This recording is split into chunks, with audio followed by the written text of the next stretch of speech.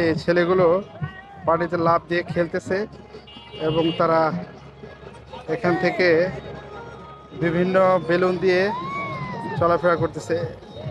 এই যে এক একটি ট্রলার এখান থেকে যাচ্ছে ওই গাছ পর্যন্ত, দেখতে পাচ্ছেন এই যে এই গাছটা পর্যন্ত তারা 400 টাকা করে নিচ্ছে।